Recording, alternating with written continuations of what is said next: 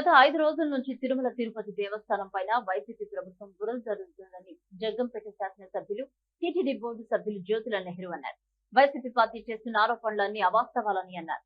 BR Naidu Tirumala Tirupati ఒక protocol తప్ప ఎటువంటి సదుపాయాలు ఉపయోగించుకోవడం లేదని తెలిపారు. ఎంతో నిస్వార్థంగా పరిపాలన చేస్తున్న వ్యక్తి బిఆర్ నాయుడు అని కొనియాడారు.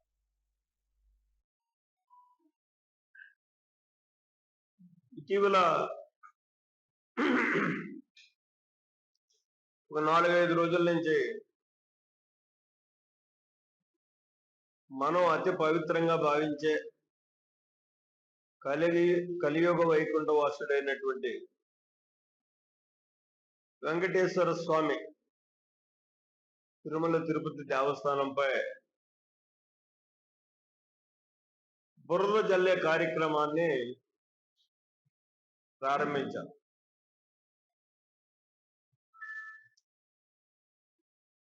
దాన్ని ఇటీవల ఒక సంవత్సర కాలంలో పాలనా విధానంలో కానీ అక్కడ తిరుమల ఇదిలో ప్రధానమైనటువంటి బాధ్యతలు ఉన్నటువంటి ఒక పాలకవర్గ సభ్యుడిగా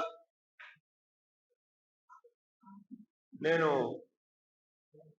ఆ ఆరోపణలన్నిటినీ కూడా చాలా తీవ్రంగా ఖండిస్తూ దీని మీద ఇది రాజకీయాలకు అతీతంగా హిందూ ధర్మాన్ని పరిరక్షించాల్సినటువంటి బాధ్యత ఉన్నటువంటి ఒక ధార్మికవేత్తగా